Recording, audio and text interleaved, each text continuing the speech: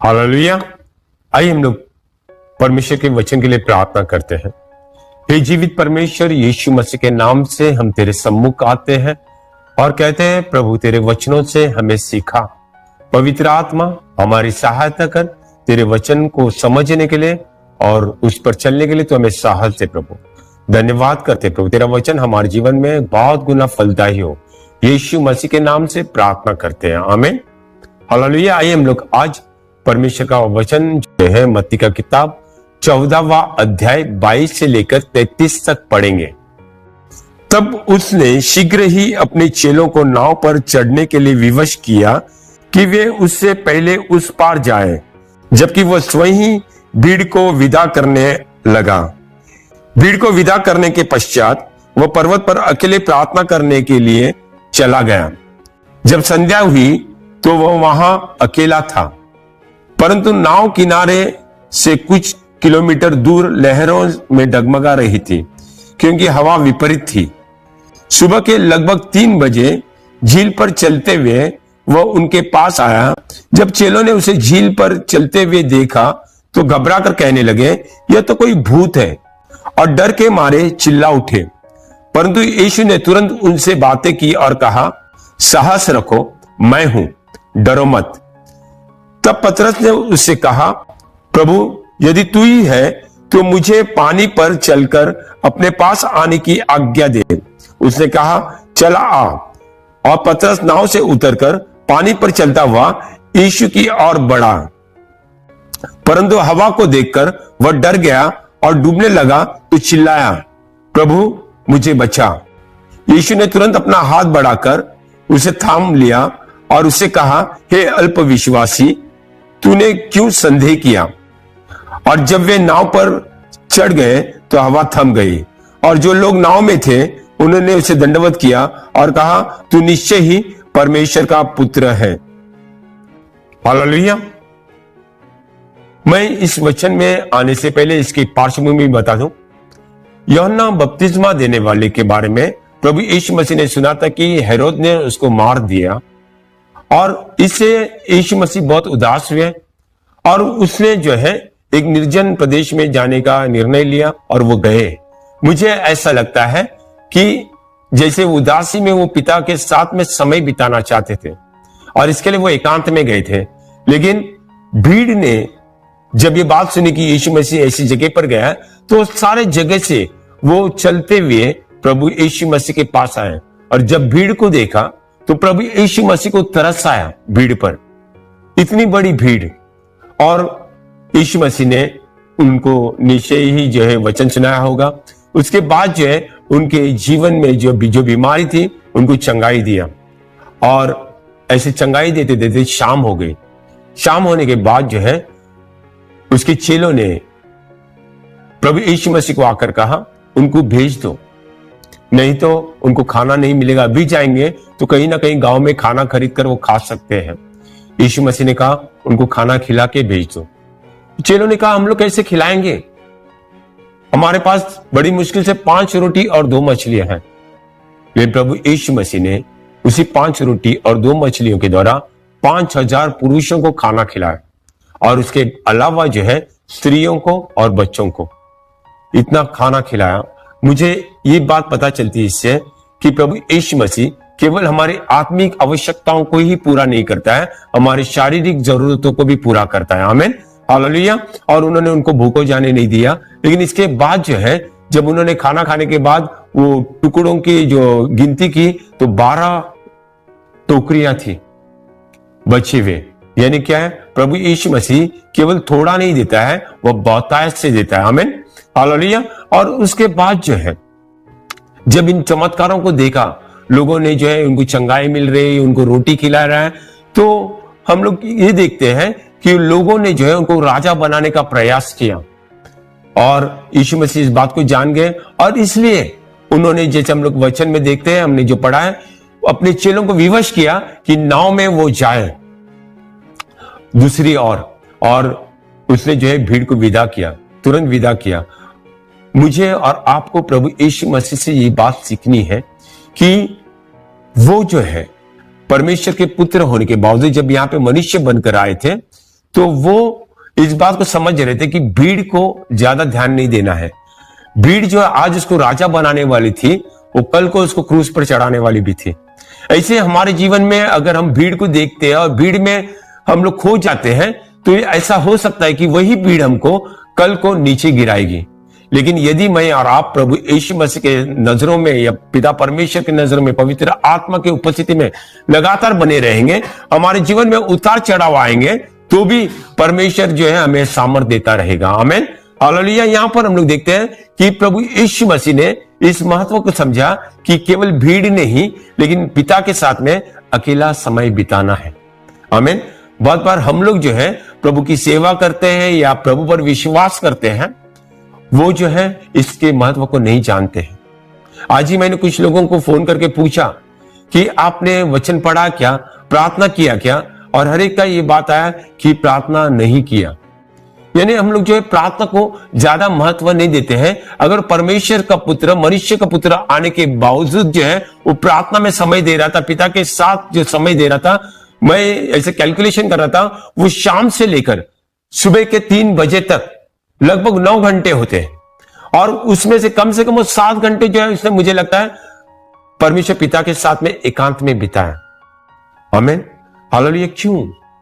क्योंकि वो जब मनुष्य बनकर आया तो उसने अपना सारा वैभव जो है, सारी महिमा स्वर्ग में रखकर ही केवल और केवल मनुष्य बनकर आया वो, और इसके लिए वो हर एक बात पर पिता पे निर्भर था। पिता जब तक बताता नहीं है तब तक वो करता नहीं था। हालेलुया। देखिए, उसने पिता पे निर्भर होने का निर्णय लिया था।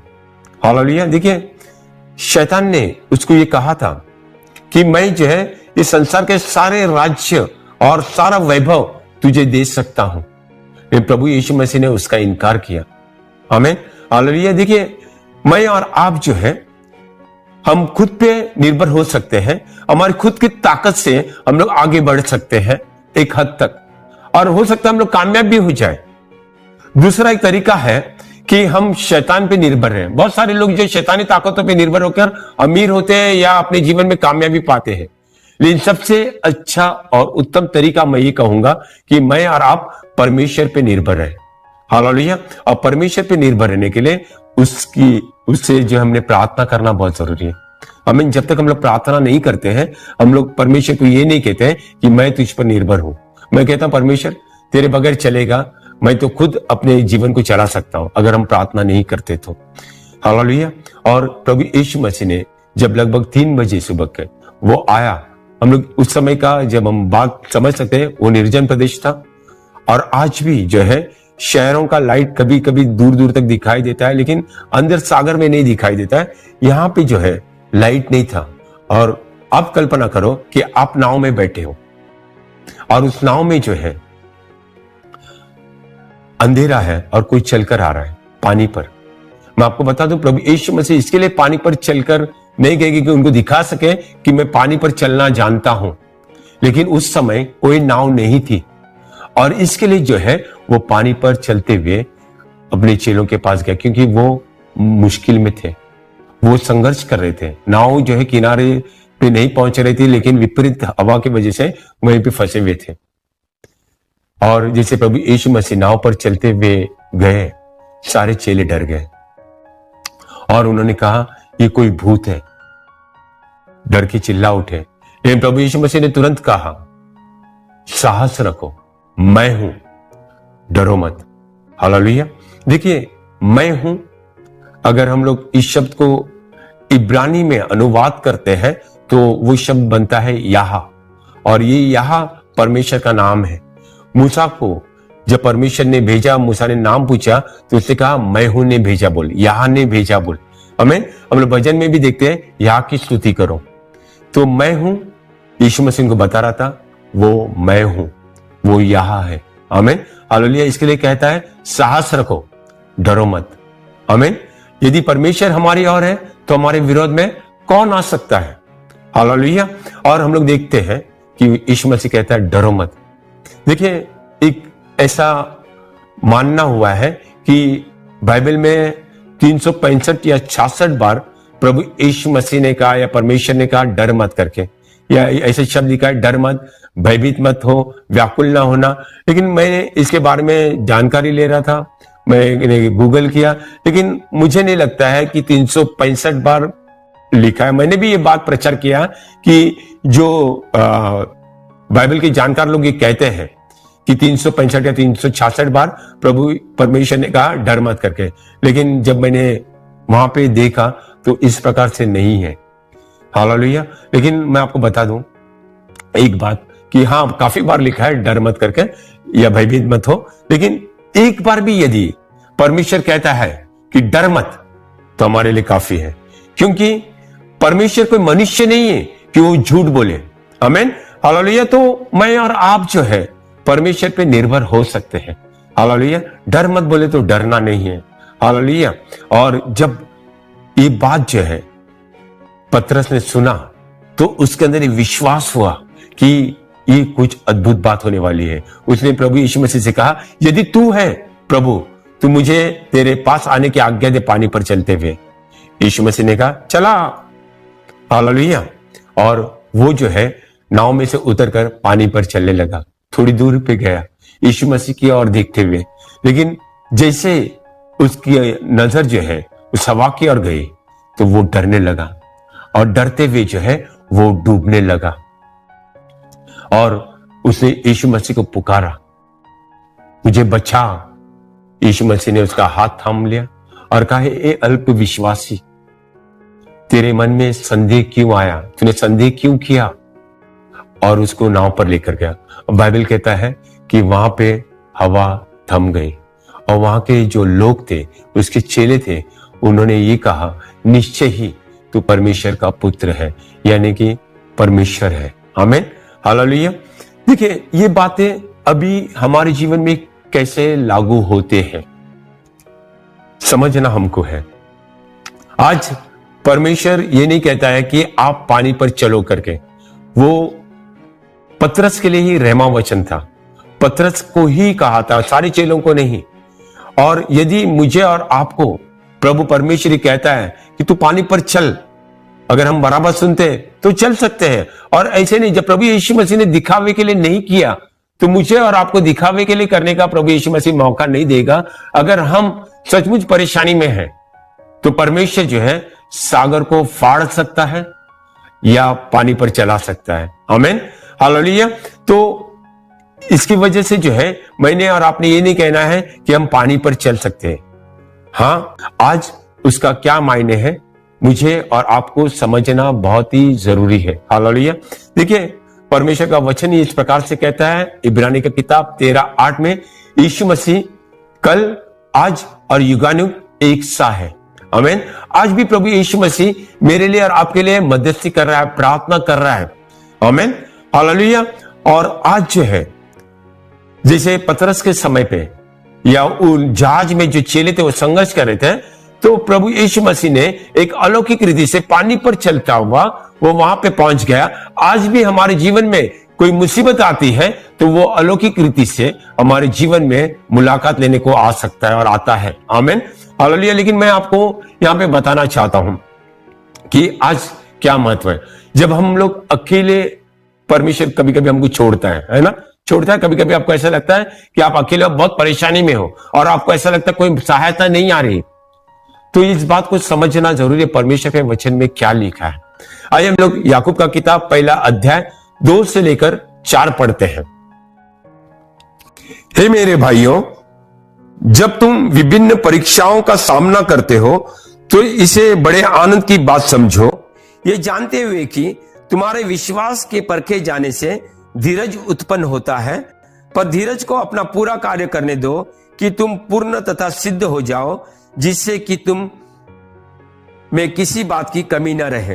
हालेलुया। परमेश्वर का वचन इस प्रकार से कहता है कि जब हम परीक्षा में जाते हैं, जब हम मुसीबत में जाते हैं, जब हम आंधी तूफान का सामना करते हैं, तो इसे बड़े आनंद की बात समझो, क्योंकि इससे तुम्हारा विश्वास परखा जाता है। आमीन। और जैसे विश्वास के परखने से धीरज उत्पन्न होता है, और सब कुछ जब हम परमेश्वर के हवाले हो जाते हैं तो हमें परमेश्वर सिद्ध करता है कि हमारे जीवन में कोई घटी ना रहे। आमीन, हालेलुया। तो मैंने और आपने समझना बहुत जरूरी है, जिस परमेश्वर ने मुझे और आपको बुलाया है वो कभी हमको अकेला नहीं छोड़ेगा, न कभी हमको त्यागेगा। आमीन, हालेलुया। हम लोग थोड़ा देर ये समझते हैं कि प्रभु यीशु मसीह ने जब हमको बुलाया था किसी के द्वारा, हमारे जीवन में बहुत सारी मुसीबतें थी और उसके दौरान जो है हमारे जीवन में प्रभु यीशु मसीह का सुसमाचार आया। आमीन, हालेलुया। कुछ लोग बीमार थे, कुछ लोग कर्ज में फंसे हुए थे, कुछ लोग ऐसे गंदी आदतों के दलदल में थे, कुछ लोग जो असफलताओं का सामना कर रहे थे अपने व्यवसाय में, अपने नौकरी में और अलग अलग जगह पे टूटे हुए रिश्ते थे।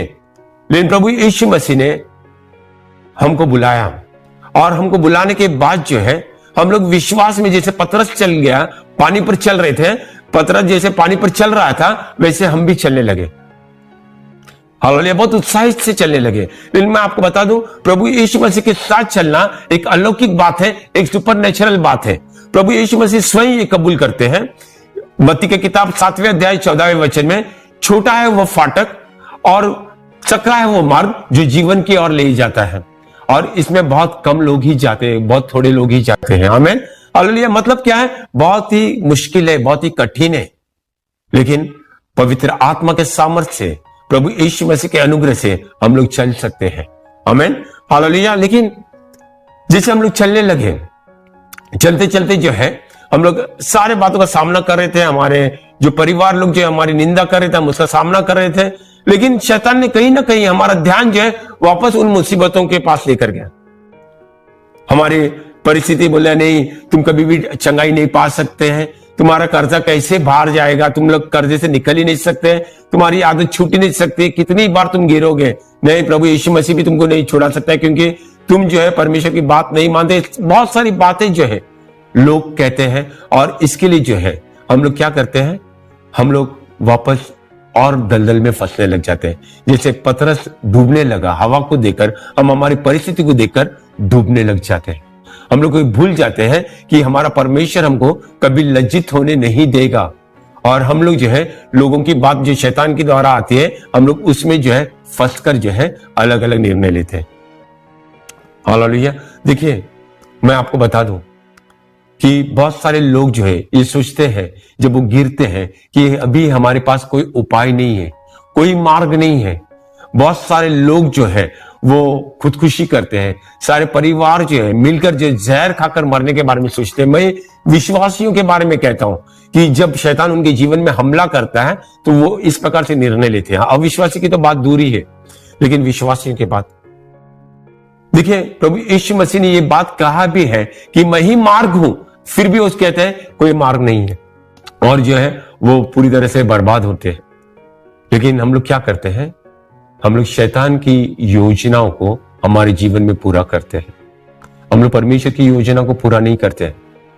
हम लोग क्या करते हैं, जैसे प्रभु यीशु मसीह ने कहा, चोर कोई और काम के लिए नहीं आता है, वो चोरी करने, घात करने और नाश करने आता है, वही हम लोग करते हैं यदि हम लोग इस प्रकार के निर्णय में जाते हैं।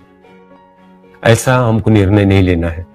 आमीन, हालेलुया। देखिए, मैं आपको बता दूं, पतरस ने जो है डूब गया, लेकिन उससे हमको सीखना है।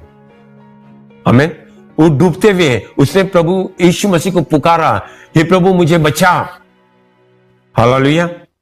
वैसे मैंने और आपने जो है प्रभु यीशु मसीह को पुकारना है। हालेलुया। मैं आपको परमेश्वर के वचन में लेकर जाना चाहता हूं। भजन संहिता 46 का पहले 2 वचन हम लोग पढ़ेंगे। परमेश्वर हमारा शरण स्थान और बल है, संकट के समय तत्पर सहायक, इसलिए हम नहीं डरेंगे, चाहे पृथ्वी उलट जाए और पर्वत समुद्र तल में जा पड़े। यहां पे परमेश्वर का वचन जो है मुझे और आपको सिखाता है, परमेश्वर हमारा गढ़ है, परमेश्वर हमारा बल है। आमीन, हालेलुया। और वो जो है अति शीघ्र मिलने वाला सहायक है। और भजनकारी कहता है, चाहे कितना भी उथल पुथल हो जाए, लेकिन मैं जो है डरूंगा नहीं, मैं परमेश्वर के साथ में बना रहूंगा। हालेलुया। यहाँ पे पतरस जो है क्या करता है, प्रभु यीशु मसीह को बुलाता है।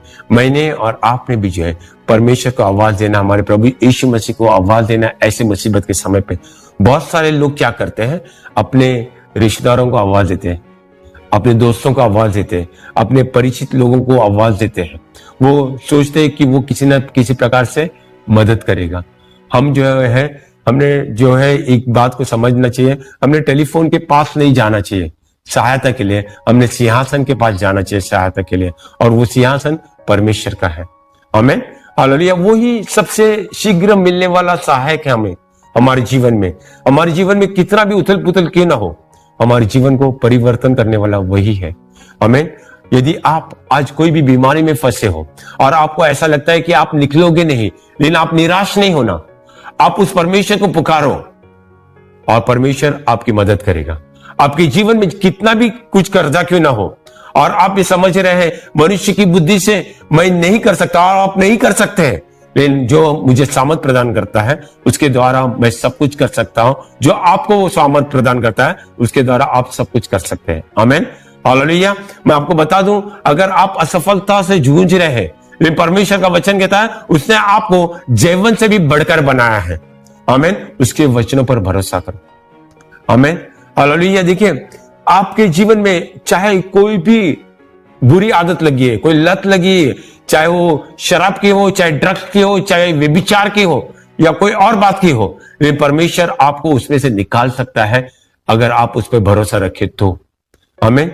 देखिए, पतरस को प्रभु यीशु मसीह क्या कहता है, उसका गिरने का वजह बताता है, हे अल्प विश्वासी, तूने संदेह क्यों किया। आमीन।